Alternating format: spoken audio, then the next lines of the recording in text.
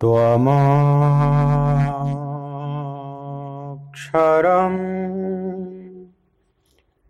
परमं वेदितव्यं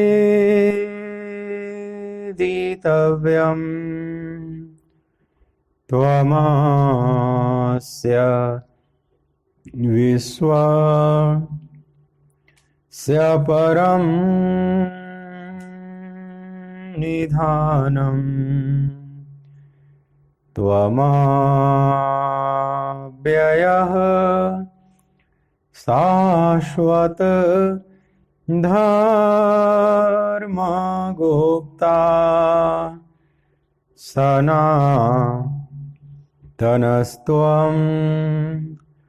पुरुषो मतो मे वायुर्यमोऽग्निः वरुणः शशाङ्कः प्रजापतिस्त्वं प्रपितामहश्च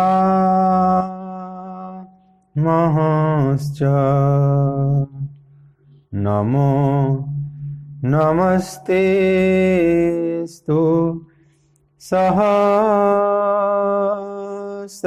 सहस्रकृत्वः पुनश्च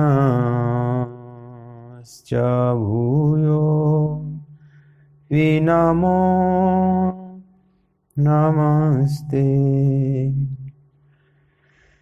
बोलिए भक्तवत्सल भगवान की जय।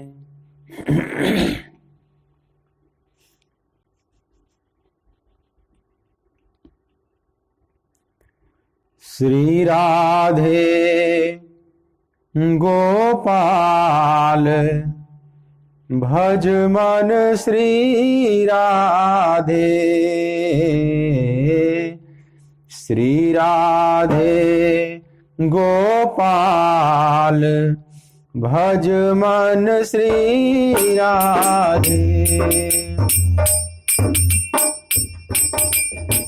श्री राधे गोपाल भज मन श्री राधे, श्री राधे गोपाल भज मन श्री राधे, श्री राधे जय जय राधे, श्री राधे जय जय राधे, श्री राधे जय जय राधे, श्री राधे जय जय राधे, श्री राधे जय जय राधे, श्री राधे जय जय राधे, श्री राधे गोपाल भज मन श्री राधे, हे गोपाल भज मन श्री राधे।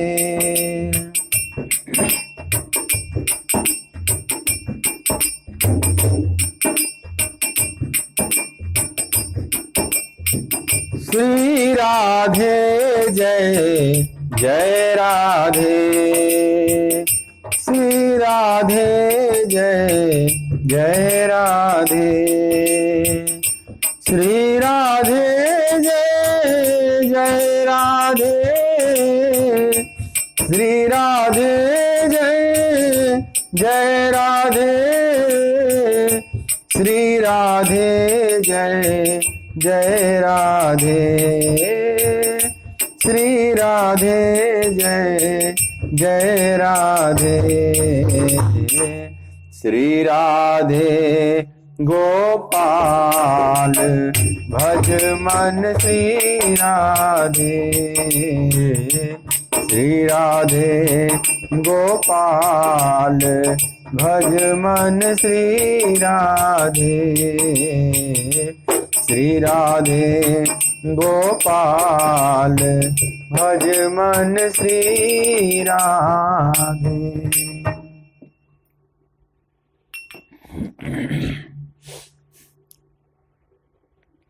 बोलिए श्री राधिका रमण बिहारी लाल की जय।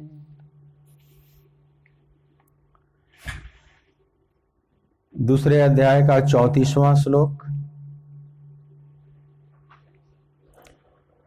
34वां श्लोक आप सभी पाठ करेंगे, गायन करेंगे। अकीर्तिम चापि भूतानि कथयिष्यन्ति ते व्ययाम् संभावितस्य चाकीर्तिः मरणादतिरिच्यते।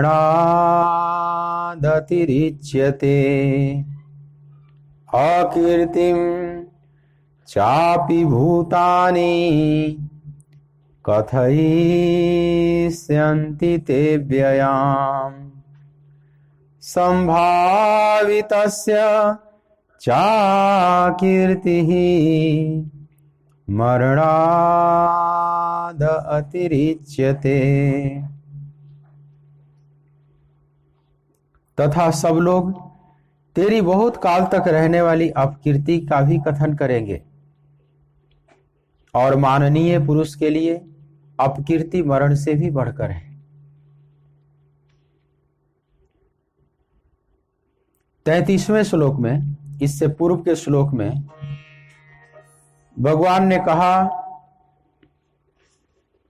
कि यदि तुम इस धर्मयुक्त संग्राम को नहीं करता है पार्थ, तो स्वधर्म और कीर्ति दोनों को खोकर तुम पाप को प्राप्त होगा।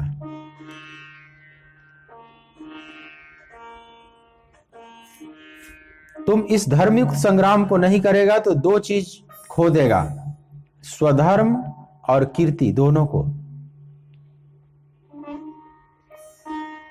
लेकिन इस श्लोक में कहते हैं कि चलो स्वधर्म की बात न भी मानो कि तुम अपना स्वधर्म खो दोगे, तो अपनी कीर्ति तो जरूर खो दोगे।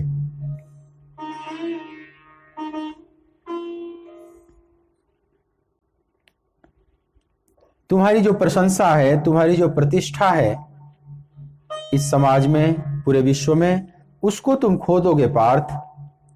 वैसे तो अपने स्वधर्म को भी खोओगे और अपने सम्मान को भी खोओगे, दोनों बातें हैं।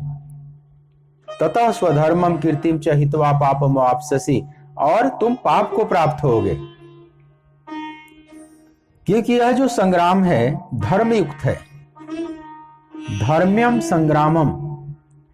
भगवान इस संग्राम से पूर्व धर्म शब्द जोड़े हैं, क्योंकि सारे संग्राम धर्मयुक्त नहीं होते।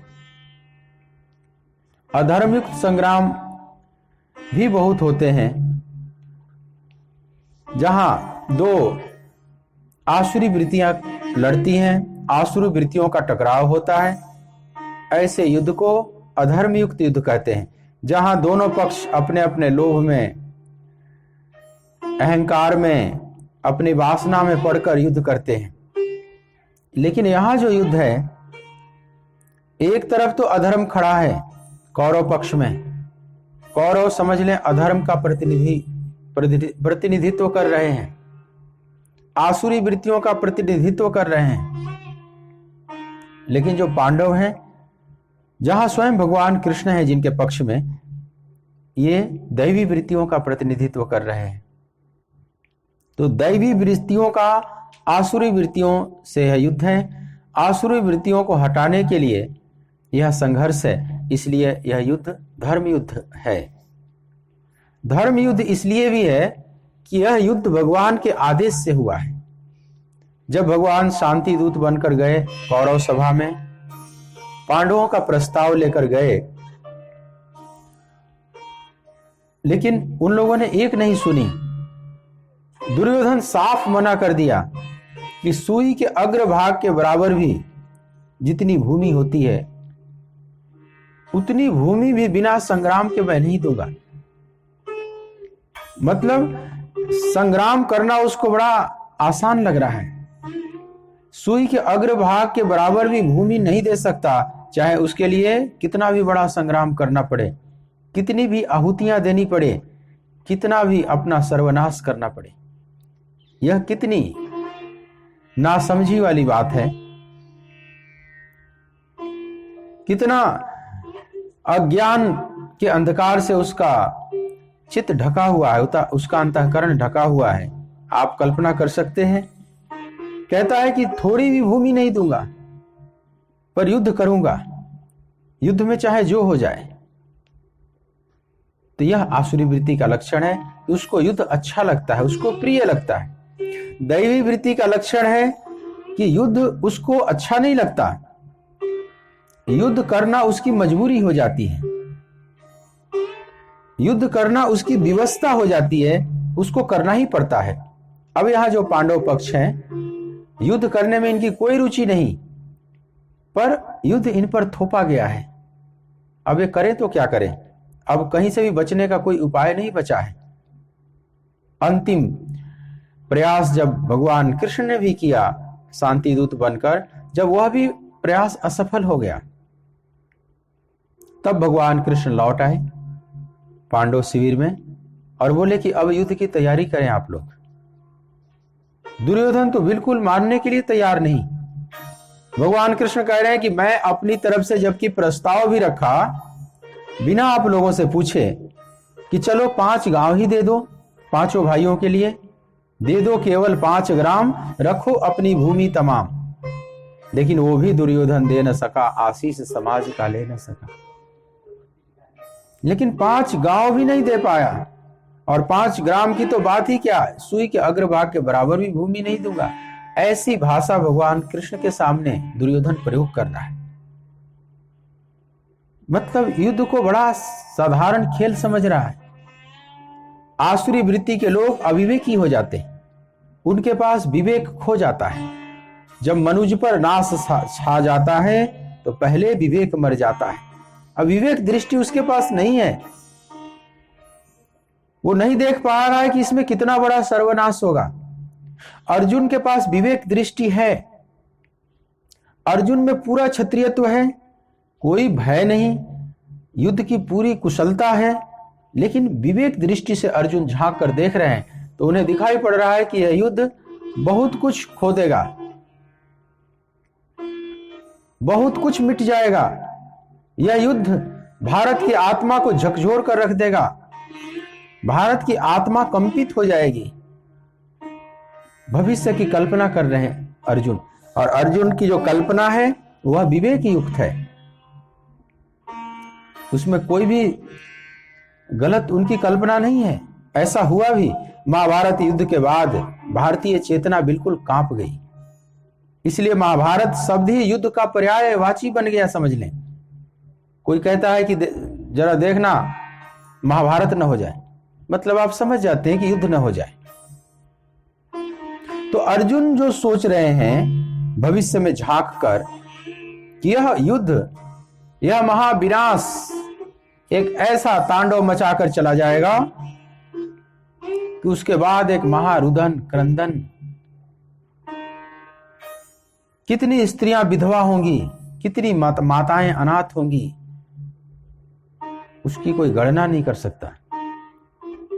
कितने हाथी घोड़े सैनिक सब इसमें आहुति के रूप में दिए जाएंगे, इस बात की अर्जुन कल्पना कर रहे हैं। तो अर्जुन की विवेकमयी दृष्टि देख पा रही है कि यह एक महाविनाश लेकर आएगा युद्ध, लेकिन यह दृष्टि तो भगवान कृष्ण की भी है, यह दृष्टि तो युधिष्ठिर की भी है। युधिष्ठिर भी देख पा रहे हैं कि एक महाविनाश होगा, परंतु और कोई विकल्प नहीं बचा हुआ है, क्योंकि अगर यह युद्ध नहीं होता, दुर्योधन का साम्राज्य और फैलता चला जाता, तो धरती और अधर्म में चली जाती। आसुरी शक्तियां भले लोगों को शांति से फिर नहीं जीने देती। तो अब 2 ऑप्शंस बचते हैं, एक तो धरती पर शांति स्थापना, धर्म की स्थापना, लेकिन उस धर्म की स्थापना में बहुत कुछ खोना भी पड़ेगा। बहुत जान माल की क्षति होगी। लेकिन अगर उस जान माल की क्षति बचानी है तो फिर धर्म की स्थापना नहीं होगी। तो अधर्म युक्त संसार में जीने से बढ़िया है कि थोड़े जान माल की क्षति हो जाए लेकिन धर्म की स्थापना हो जाए। आप अपने स्वधर्म की रक्षा कर सकें, इसके लिए थोड़े जान माल का नुकसान हो जाए, वो कोई बहुत बड़ा नुकसान नहीं है। लेकिन जिस जान माल को बचाने में दुर्योधन लगा हुआ है, वो सोचता है कि ये सिंहासन, ये हस्तिनापुर मेरा बना रहेगा, मेरा जीवन बना रहेगा, ऐसा वो सोचता है। यही उसकी नासमझी है। वो नहीं समझ पा रहा है कि इस महायुद्ध में पता नहीं क्या होगा, कौन बचेगा नहीं बचेगा, किसके पास राज्य जाएगा, ये कुछ भी नहीं सोच पा रहा है। अर्जुन सोच पा रहे हैं, लेकिन अर्जुन का भटकाव कहां है कि युद्ध करने से वे मना कर देते हैं कि मैं युद्ध नहीं करूंगा। यदि माम अप्रतिकारम अशस्त्रम शस्त्र पाणयः धार्त राष्ट्रान रणें हन्यु तन्मे क्षेमतरम भवेत्। हे गोविंद, यदि मुझ शस्त्र रहित को, प्रतिकार न करने वाले को, विरोध न करने वाले को यह कौरव संग्राम में यदि मार भी डालें तो भी मैं इन्हें क्षमा कर दूंगा। तन्मे क्षेमतरम भवेत्। इस अवस्था में आ गए, किसी भी प्रकार से मैं युद्ध नहीं कर सकता। मान लो दुर्योधन को क्षमा कर देते हैं अर्जुन, और अर्जुन को वो अहित कर देता है, पांडवों का विनाश कर देता है अगर दुर्योधन, तो धरती का स्वरूप क्या होगा? जिस उद्देश्य की पूर्ति के लिए भगवान कृष्ण आए हैं, धर्म संस्थापनार्थाय संभवामि युगे युगे, वो तो पूरा ही नहीं होगा। भगवान केवल स्वयं शस्त्र चलाकर असुरों का अंत केवल अपने ही से नहीं करते, वे जो दैवी संपदा के लोग हैं उनको भी उसमें झोंकते हैं, स्वयं आगे अपना कर्तव्य पालन करके और दिखाते हैं कि तुम भी मेरे रास्ते को फॉलो करो। मैंने अनेक असुरों का अंत किया है, मैंने अपने रिश्ते नातों वालों का भी अंत किया है, मामा कंस का वध किया है, शिशुपाल का किया है, ये सब अपने रिश्ते में आते थे। तो तुम्हें भी और नहीं सोचना चाहिए पार्थ, क्योंकि आसुरी वृत्ति के लोगों को यहां जीना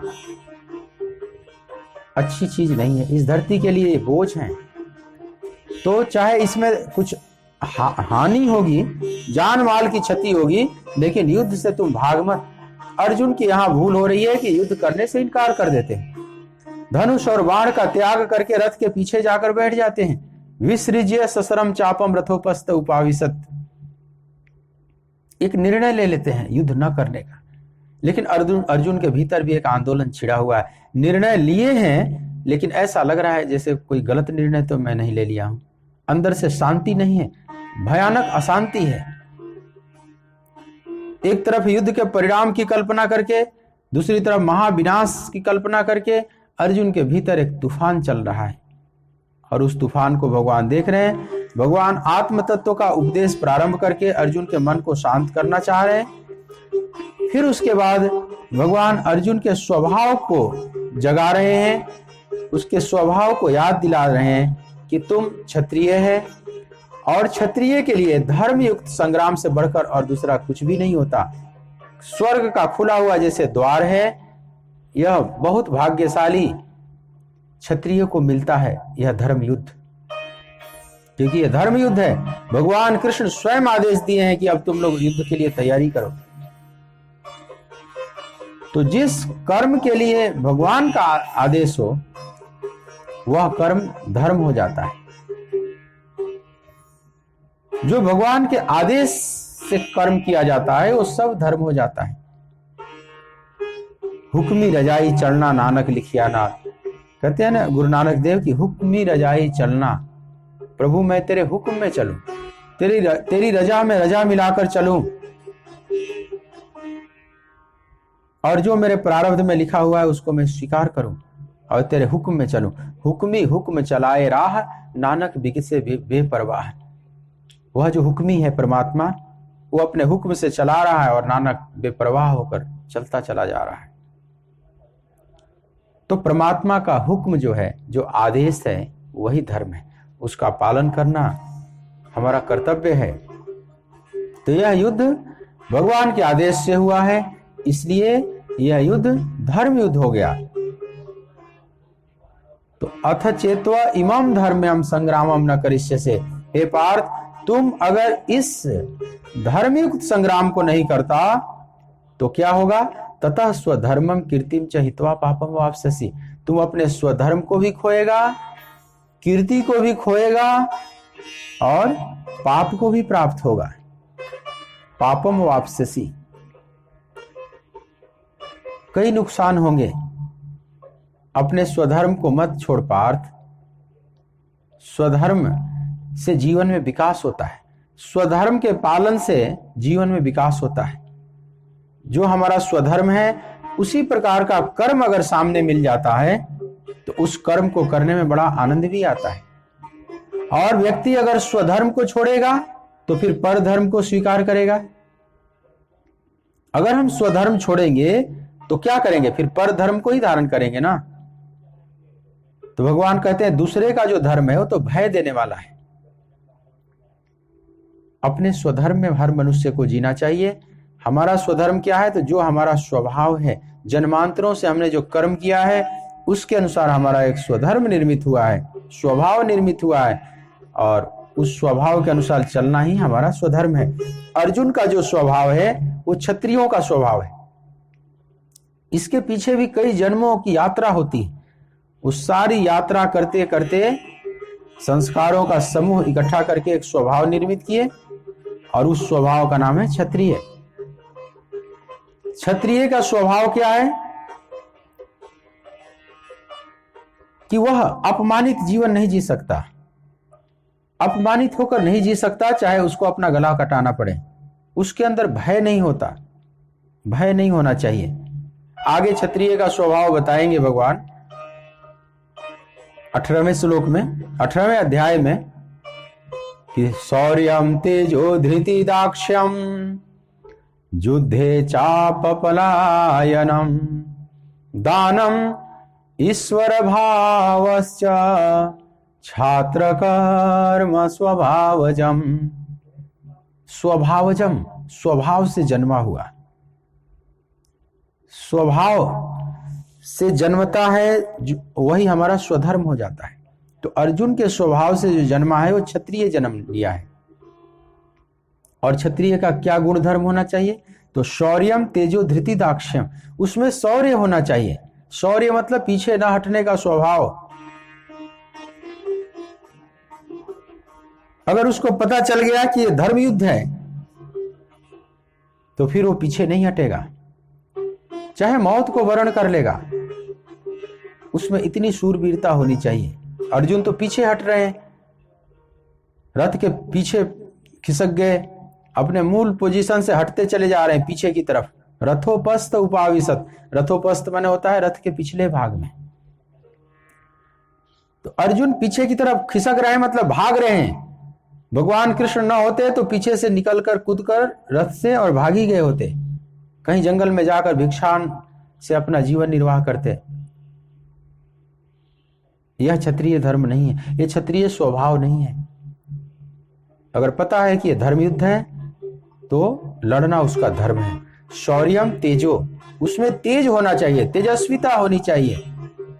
अर्जुन का जो अभी स्वभाव है, अभी जो स्वरूप बना हुआ है, उसमें जैसे तेजहीन, श्रीहीन दिखाई पड़ रहे हैं।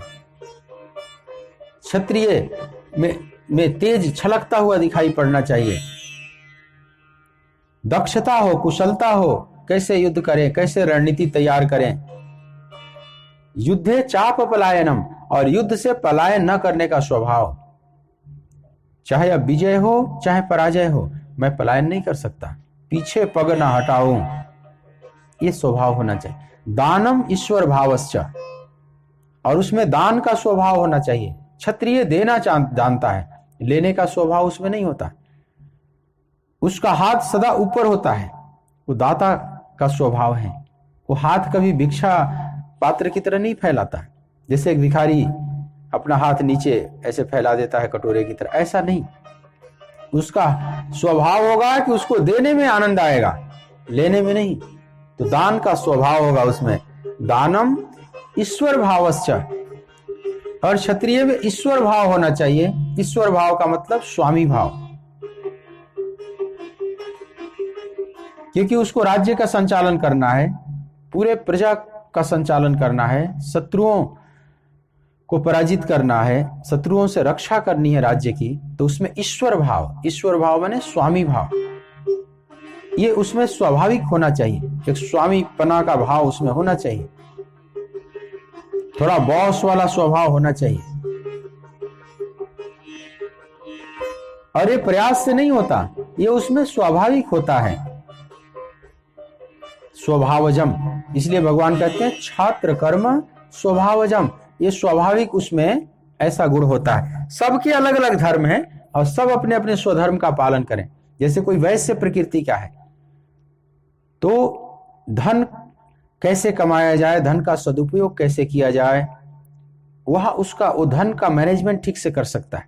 जैसे जो क्षत्रिय स्वभाव के लोग हैं उन्हें प्रजा का संचालन कैसे किया जाए, प्रजा का मैनेजमेंट कैसे किया जाए, राजनीति कूटनीति कैसे खेला जाए, पड़ोसी राज्य से कैसा संबंध होना चाहिए, हमारा कूटनीतिक संबंध कैसा होना चाहिए, इस विषय में वो कुशल होता है, इसका स्वभाव है। ऐसे ही अगर कोई वैश्य प्रकृति का है तो उसका स्वभाव अलग है। कोई किसी के स्वभाव का नकल न करे, सबके स्वभाव अपने अपने होते हैं। और स्वधर्मे निधनम श्रेय पर धर्मो भयावह, अपने स्वधर्म में तो मर जाना भी श्रेष्ठ है, दूसरे का धर्म तो भय को देने वाला है। अगर क्षत्रिय स्वभाव है तो वैश्य के स्वभाव का नकल न करे, अगर वैश्य का स्वभाव है किसी का तो क्षत्रिय स्वभाव का नकल न करे। सबके अपने अपने जीने के ढंग हैं। राजस्थान में कथा आती है, राजस्थान के गांवों में एक कथा प्रचलन में है कि एक गांव था जिसमें क्षत्रिय भी रहते थे, राजपूत रहते थे, वैश्य भी रहते थे, विभिन्न जाति के लोग रहते थे। तो एक नया नया वैश्य आए और उसको मूछ रखने का बड़ा शौक था, खूब बढ़िया मूछ रखे हुए था, ऊपर खड़ी करके अपने मूछ को। और एक राजपूत भी मूछ का शौकीन था और वो अपने द्वार पर बैठा हुआ है और उसके सामने के गली से वह वैश्य गुजर रहा है मूछें ऊंची किए हुए। तो वह जो राजपूत हैं वह देखकर आश्चर्य हुआ कि दूसरा मूछ वाला कहां से आ गया मेरे गांव में, दूसरा ऊंची मूछ करके और मेरे सामने से गुजर गया, ये कौन है। उसको रोका और कहा कि देखो इस गांव में दो ऊंची मूछ करके लोग नहीं रह सकते, या तो तुम रह सकते हो या तो मैं रह सकता हूं, तो आज से अपनी या तो मूछ नीची कर लो, ये मेरा सुझाव है। लेकिन वो वैश्य पुत्र नहीं ध्यान दिया इस बात पर, चला गया कि मेरी मूछ है, मैं ऊंची करके रखूं कैसे भी रखूं, इनको क्या फर्क पड़ता है। दूसरे दिन फिर सामने से गुजरा, फिर उस राजपूत ने रोका कि देखो इस गांव में मैंने बोल दिया था कि दो ऊंची मूछ करके नहीं रह सकते, तुम अपनी मूछ को नीची कर लो। फिर भी उस बात को नहीं माना। फिर तीसरे दिन सामने से गुजरा तो फिर से रोक दिया। उस राजपूत ने बोला कि मैंने तुझे कहा था कि दो ऊंची मूछ वाले नहीं रह सकते, तो अब या तो तुम रहोगे इस गांव में या तो मैं रहूंगा। तो वह जो वैश्य था वो भी बोला कि हाँ बिल्कुल ठीक है, मैं युद्ध के लिए तैयार हूं, ठीक है आज निर्णय ही हो जाए।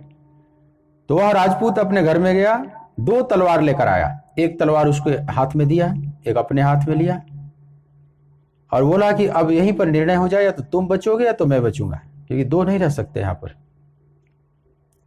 तो मयान से दोनों तलवार निकाल लिए।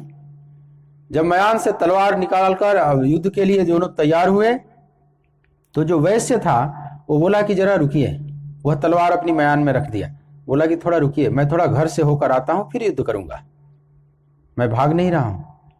बोला इसमें घर जाने की क्या बात है, यहीं पर निर्णय हो जाए, इसमें घर जाने की क्या बात है। बोला कि मैं घर इसलिए जा रहा हूं कि घर में मेरी बीवी है, मेरे दो बच्चे हैं, तो मेरे को यहाँ टेंशन हो रहा है युद्ध करने में कि यदि मैं मर गया तो फिर उनका क्या होगा, वे परेशान होंगे। तो मेरा मन हो रहा है कि पहले जाऊं और उन सबों का गला काट दूं, उनको खत्म कर दूं, और फिर मैं निश्चिंत होकर युद्ध करूंगा। और चाहो तो आप भी ऐसा कर सकते हो। तो राजपूत जो था उसको भी यह बात जची कि मेरे घर में भी तो बीवी बच्चे हैं, और मेरे मरने के बाद उनका क्या होगा। तो यह बात तो ठीक है। तो वह वैश्य चला गया और यह भी चला गया, क्षत्रिय भी चला गया अपने घर में, और क्षत्रिय अपनी पत्नी और बच्चों का गला उतार कर और आ गया। और उधर से वो वैश्य भी आया, लेकिन अपनी मूछ नीची करके आ गया। बोला मैं युद्ध नहीं करूंगा। बोला अरे युद्ध क्यों नहीं करोगे। बोला कि मैं तो आपको पता ही नहीं कि वैश्य का अलग गणित होता है। मैं जब घर पर गया तो फिर विचार करने लगा कि इन बीवी बच्चों का गला काटने से तो बढ़िया है कि मूछी नीची कर लो, इतना भी क्या पंगा लेना। तो मैंने सोचा कि चलो मूछी नीची कर लूं, अब मुझे युद्ध नहीं करनी। बोला कि अरे मैंने तो गला काट दिया, मैं तो अपने बीवी बच्चे का गला काट दिया, ये तो तुमने मुझे धोखा दिया है, ये तुम्हारा गणित तो समझ में नहीं आया मुझे। तो वैश्य ने बोला कि आपको पता ही नहीं कि वैश्य का गणित अलग होता है, हमारा गणित अलग होता है, हम इतना पंगा नहीं ले सकते, इस तल पर हम नहीं जी सकते। ये राजस्थान के गांव में एक कथा प्रचलन में है। अब इस कथा में ये समझने की बात है कि दोनों का स्वभाव अलग अलग है। एक के लिए मारना मरना बहुत साधारण चीज है, वो बचपन से ऐसी ट्रेनिंग होती है, बचपन से उनका स्वभाव भी है और पूरा माहौल ऐसा है। लेकिन जो ये कर्म नहीं किया है उसके लिए तो बड़ा भयानक दिखेगा। वो तो शस्त्र देकर ही भय कांप जाएगा, तलवार देखकर ही डर जाएगा। जो शुद्ध क्षत्रिय स्वभाव का होगा उसको तलवार की चमक से और उसमें उसके चेहरे पर रौनक आती है, और जो वैसे प्रकृति का है उस तलवार के चमक से बिल्कुल डर जाएगा।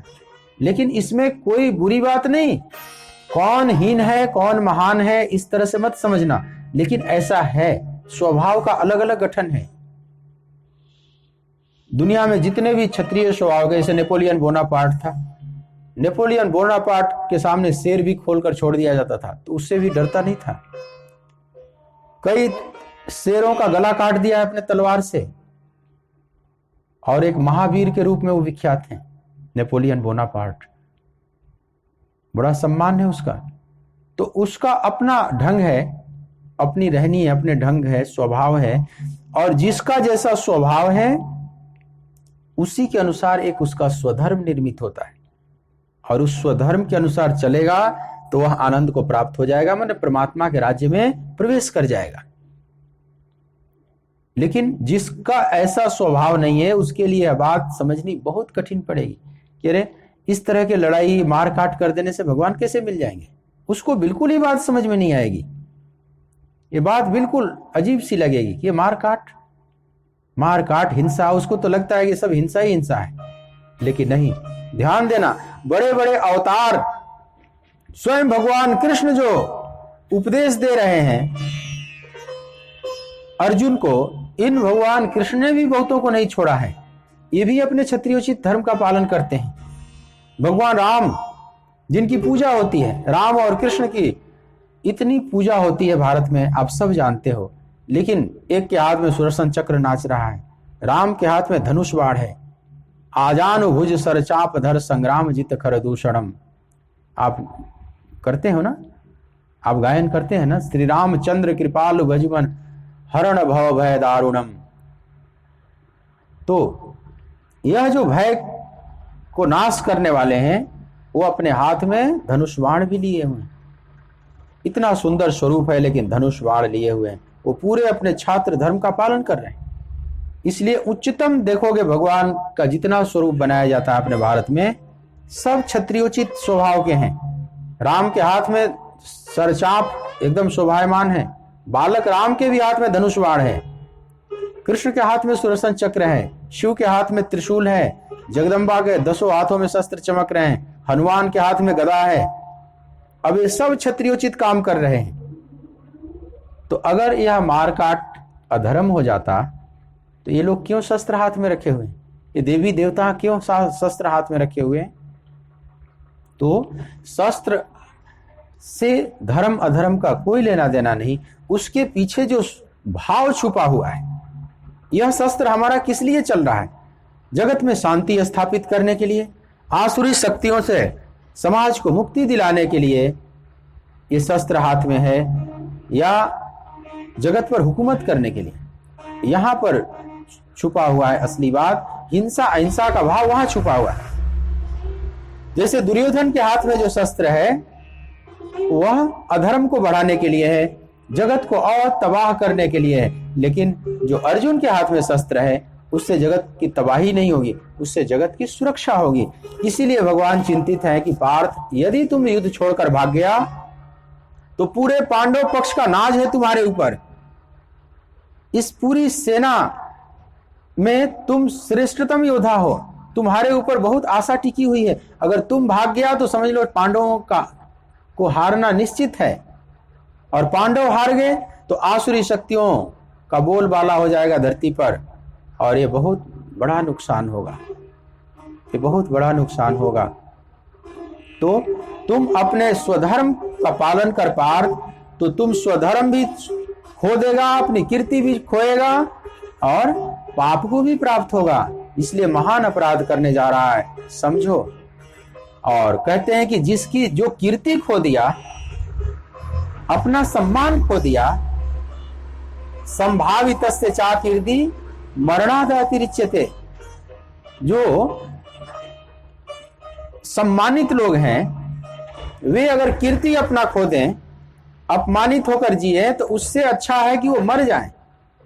मतलब मर जाना उनके लिए सामान्य बात होनी चाहिए, लेकिन अपमानित होकर जीना, अपने कीर्ति और सम्मान स्वधर्म सब छोड़कर जीना, ये उनके लिए अच्छा नहीं है। और तुम संभावित हो, तुम बहुत प्रतिष्ठित हो, दुनिया का श्रेष्ठतम धनुर्धर हो,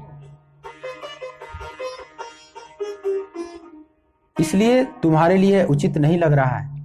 देखिए, सबके लिए मान अपमान का भी जो अनुपात है अलग अलग है। जो क्षत्रिय स्वभाव होता है वह मान सम्मान का बहुत ध्यान रखता है। अपमान उसके लिए तो जैसे मरने से भी बदतर हो जाता है। इस मनोविज्ञान पर भगवान बात कर रहे हैं। यह साइकोलॉजी है, मनुष्य की साइकोलॉजी है कि जो बहुत सम्मानित हैं, आन बान शान में जीने वाले हैं, उनको अपमानित कर दिया जाए तो जैसे समझ लो कि वो मर जाना ज्यादा उपयुक्त समझते हैं। पर ये सबके लिए नहीं, चारों वर्णों में सब पर एक जैसा लागू नहीं होगा। लेकिन जो अर्जुन का स्वभाव है उस पर यह बात लागू होती है कि अपमानित जीवन अर्जुन नहीं जी सकते। एक बार एक राज्य में 4 चोर पकड़े गए, राजा के सामने लाए गए। कुछ खजाने में से चोरी हो गई थी, बेशकीमती रत्नों की चोरी हो गई थी, और 4 चोर उसमें पकड़े गए। और आश्चर्य था कि उसमें जो राजा का मंत्री था वो भी था 4 चोरों में। और राजा का मंत्री राजा के बड़ा करीब रहता था, राजा उसको बड़ा सम्मान देते थे, राज्य में उसकी बड़ी ख्याति थी। राजा कभी सोच ही नहीं सकते थे कि यह चोरी भी करेगा। तो जब चारों चोर सामने पकड़ कर लाए गए तो जो साधारण चोर था, जो बहुत चोरी किया था, बहुत बार पकड़ा गया था, बहुत बार दंडित हुआ था, तो उसको राजा ने 100 कोड़े लगाने का आदेश दिया है। इसको 100 कोड़े लगाया जाए और फिर 10 साल तक के लिए जेल में डाल दिया जाए, 100 कोड़े लगाकर। इस सजा पर भी वो चुप रहा है। दूसरे के लिए थोड़ा ऊपर, वो राजा के यहाँ वह कोई काम कर रहा था, कलर की इत्यादि का, मुनीब का काम कर रहा था। तो उस मुनीब के लिए सजा दी, वो भी चोरी में पकड़ा गया था, तो उसके लिए सजा दी गई कि इसको 50 कोड़े लगाए जाए और 5 साल तक जेल में डाल दिया जाए। तीसरा था, उसमें कोई बड़ा ऑफिसर था राजमहल में, वो भी चोरी में पकड़ा गया था। उसको सजा दी गई कि इसको 20 कोड़े लगाए जाए और इसको 1 साल तक के लिए जेल में डाल दिया जाए। लेकिन जो मंत्री था, जब मंत्री की तरफ दृष्टि गई राजा की, जो इतना विश्वास पात्र था, कभी राजा सोच ही नहीं सकता था कि ये मंत्री भी ऐसा कर सकता है, इस चोरी में लिप्त हो सकता है। तो मंत्री की तरफ सिर्फ राजा देखे और सिर झुका लिए, और राजा ने कहा कि आप भी ऐसा किए हो, तुमसे ऐसी मुझे आशा नहीं थी, जाओ चले जाओ, मेरे सामने से हट जाओ तुम। इस तरह से सजा दी गई। लेकिन बाकियों को तो सजा मिली, लेकिन उस मंत्री को अलग से राजा ने कोई सजा नहीं दिया। तो लोग सोचने लगे ये कैसा न्याय है, इनको तो कोई सजा ही नहीं मिली। राजा ने कहा कि आप लोग चिंता मत करो, ये बहुत प्रतिष्ठित व्यक्ति, इसको इतना अपमानित कर दिया गया, इतनी सजा इसके लिए बहुत बड़ी बात है। और 2 दिन बाद पाया गया कि वो जाकर आत्महत्या कर लिया। वह जो मंत्री था आत्महत्या करके उसकी डेड बॉडी पाई गई।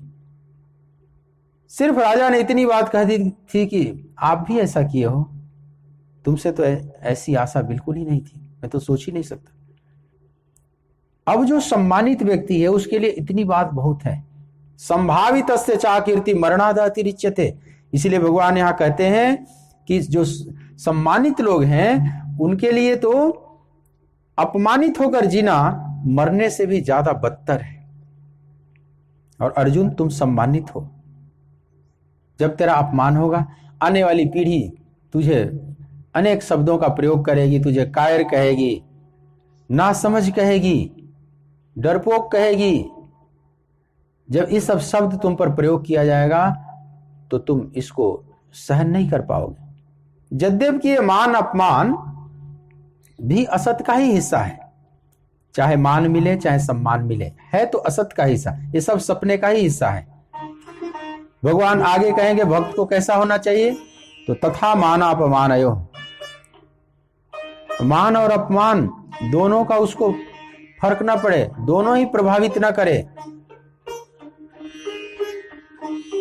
शीतोष्ण सुख दुखे सु तथा मान अपमानयो, मतलब जो भी ये सब द्वंद्व हैं वह प्रभावित ना करे, क्योंकि जो भक्त हैं वे जान जाते हैं कि दोनों ये सपना है, कभी सम्मान मिलता है कभी अपमान मिलता है।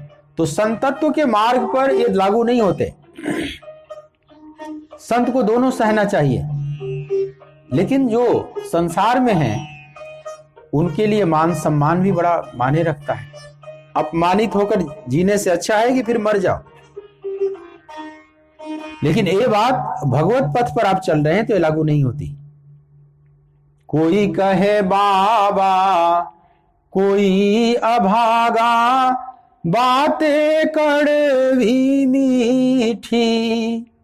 कोई कहे बाबा, कोई अभागा। जब संत जाता है द्वार द्वार भिक्षा मांगने तो नाना प्रकार के शब्द सुनने को मिलते हैं।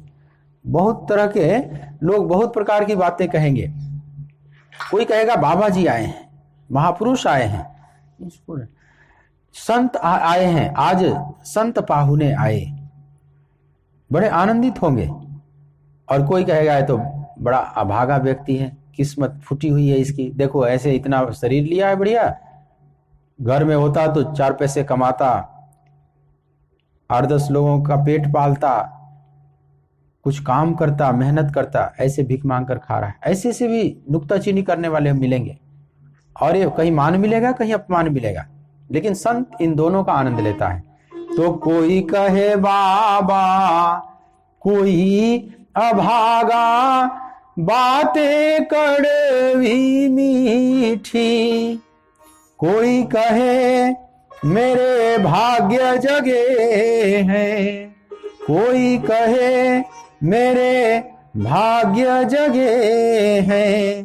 कोई निकालत त्रुटि संतों, गुरु मोही अजब पिलाई बूटी। वह जो अध्यात्म की बूटी पिया सदगुरु के द्वारा शिष्य और चल पड़ा फकीर बनकर, तो अब मान अपमान का वह प्रवाह नहीं करता। चाहे कोई बाबा कहे, चाहे अभागा कहे, चाहे जो कहे, कड़वी मीठी सब सुनने को मिलता है और उस सब का आनंद है। सब जगह सम्मान ही सम्मान मिले संत को, ये भी अच्छी चीज नहीं है। कहीं कहीं थोड़ा अपमान भी मिलना चाहिए। कई कह देते हैं संत की आजकल सम्मान नहीं मिलता, दुनिया बदल गई है, कलयुग आ गया है, साधु संतों का कोई सम्मान नहीं है। तो यह बात इतनी गहराई से लेने की जरूरत नहीं है संतों को।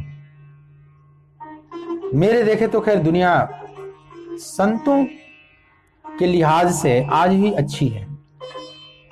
जो मैं अपने अनुभव को आपसे शेयर करूं, मैंने भी बहुत विचरण किया पूरे भारत में, विश्व में भी, तो मैंने देखा कि अपमान इतना नहीं है।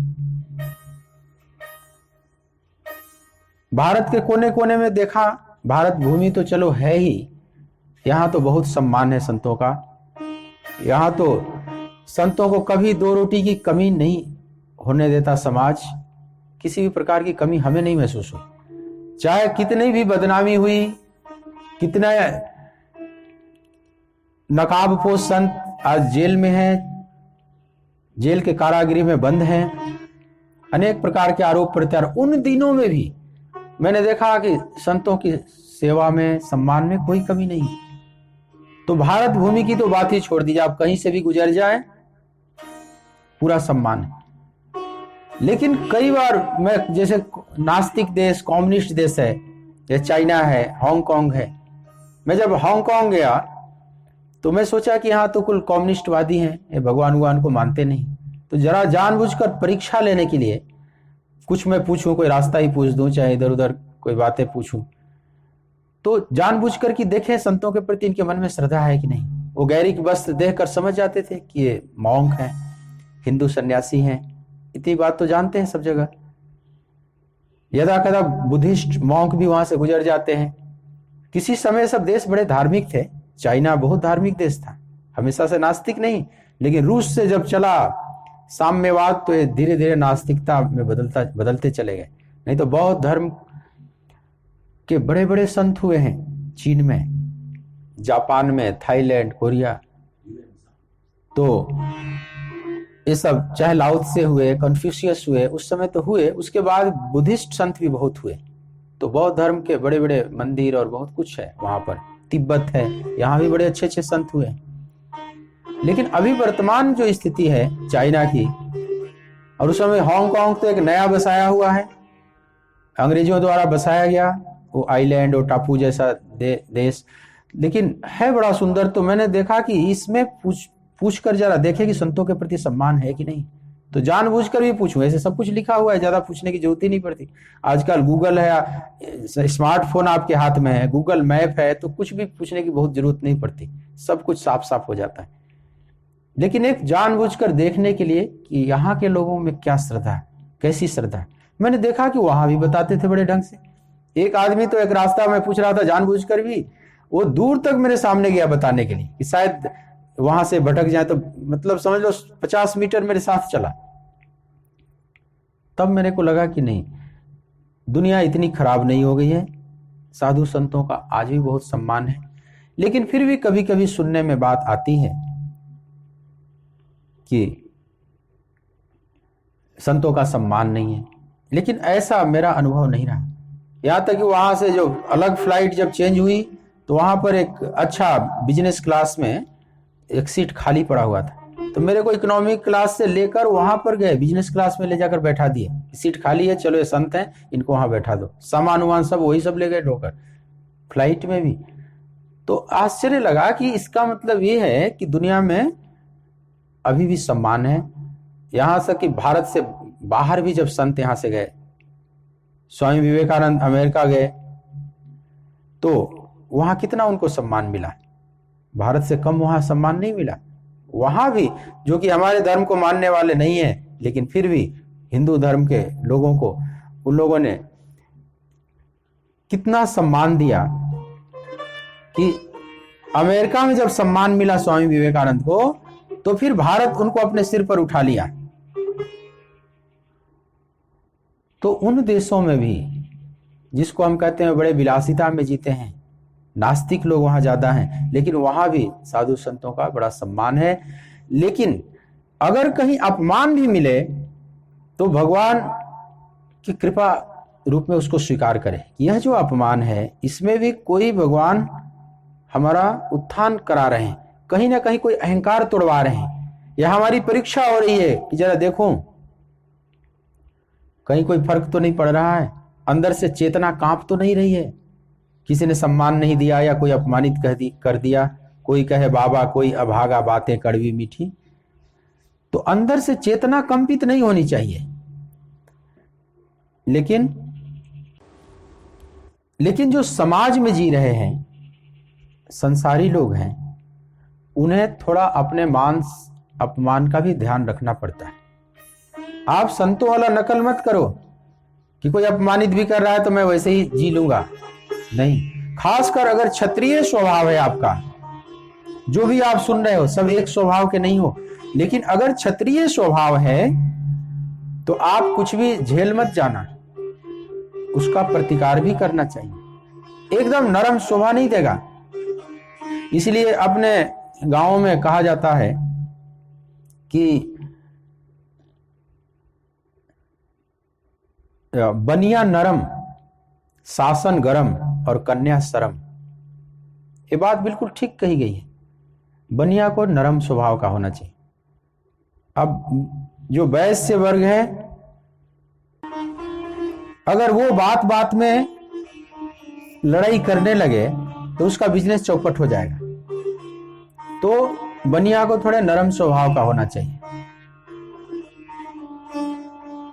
अगर कोई कुछ कह भी दिया तो थोड़ा झेल जाए, वह उसकी शोभा है, उसके व्यापार में उससे बढ़ोतरी होगी। मीठा बनिया अच्छा लगता है, लोग वहां अधिक कस्टमर भी आते हैं, खरीदने वाले भी आते हैं, नरम स्वभाव का। तो बनिया नरम, शासन गरम। लेकिन जो शासक वर्ग है, जो क्षत्रिय वर्ग है, उसको थोड़ा गरम स्वभाव का होना ही चाहिए। उसकी वाणी में कुछ तेज हो, थोड़ी आग उगलती हुई हो। इसलिए सेना में आप देखेंगे, आप 26 जनवरी को परेड में देखेंगे कैसे चिल्लाते हैं। वो जो कमांडर है आगे आगे चल रहा है, पीछे वो सेना चल रही है, उसकी टुकड़ी चल रही है, तो वह कितनी तेज आवाज में चिल्लाता है। ऐसा लगता है कि इतनी तेज आवाज में क्यों कमांडर लोग, सेना अध्यक्ष चिल्लाते हैं, पर उसमें ऐसी ट्रेनिंग दी जाती है, उसके स्वभाव में गर्जना हो, सामने जो शत्रु है वो बिल्कुल कंपित हो जाए, तभी वो ठीक से कंट्रोल कर पाएगा। इसलिए सेना में जो भर्ती होते हैं लड़के, तो उनको इस तरह से ट्रेनिंग दी जाती है। वो एकदम म्याऊं म्याऊं नहीं बोल सकता। अस्त्रैण स्वभाव का व्यक्ति सेना में फिट नहीं बैठेगा। तो वहां उस तरह की उसकी ट्रेनिंग है, व्यवस्था है। तो बनिया नरम, शासन गरम और कन्या शर्म। जो कन्या है उसमें थोड़ी शर्म होनी चाहिए, थोड़ी आंखें उसकी झुकी हुई हो, बोलने में चलने में थोड़ा शर्म दिखाई पड़े। निर्लज जैसा अगर कोई कन्या दिखाई पड़ रही है तो अच्छी नहीं लगती। उनका सारा सौंदर्य खो जाएगा। उनका सौंदर्य है कि वो थोड़ी शर्मीली स्वभाव की हो। तो इस तरह से ये जो बातें कही गई हैं, ये भी हमारे मनोविज्ञान के अनुसार कही गई है। जो जहां जिस पद पर है उसको उसका वैसा स्वभाव होना चाहिए, या उस स्वभाव का व्यक्ति ही उस पद पर शोभा देता है, फिट बैठता है।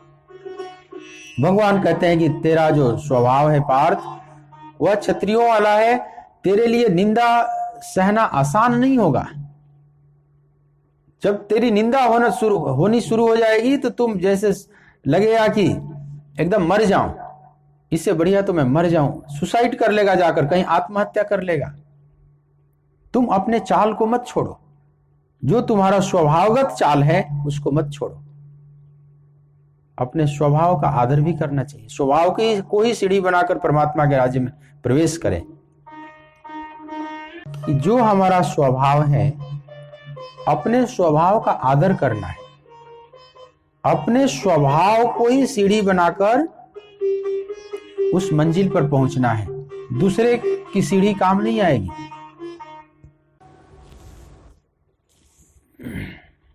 इंटरनेट का डिस्टरबेंस है, तो 2 मिनट कीर्तन करके वाणी को विराम देते हैं यहीं पर। कृष्ण गोविंद गोविंद हे गोपाल नंदलाल। कृष्ण गोविंद गोविंद हे गोपाल नंदलाल। कृष्ण गोविंद गोविंद हे गोपाल नंदलाल। कृष्ण गोविंद गोविंद हे गोपाल नंदलाल।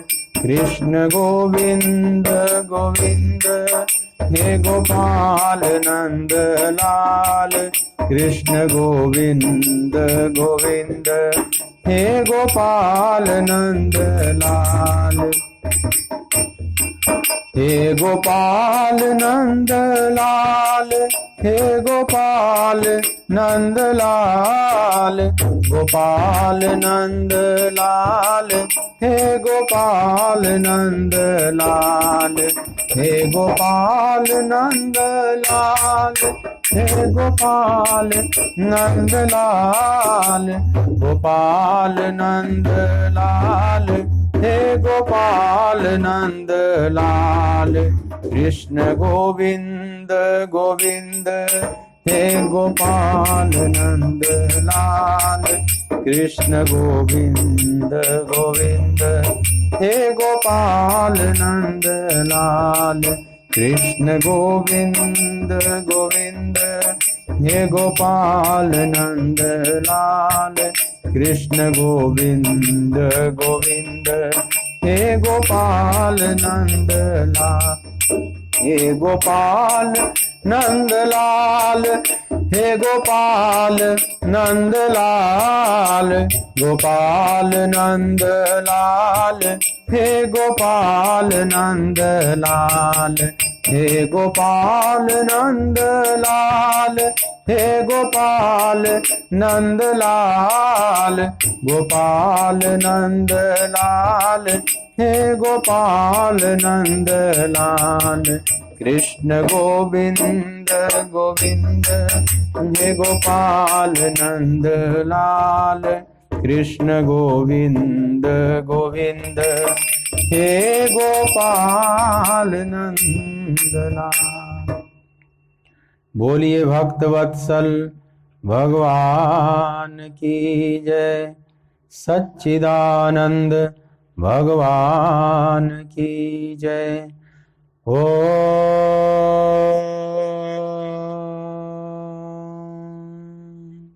नमः पार्वती पतये हर हर महादेव।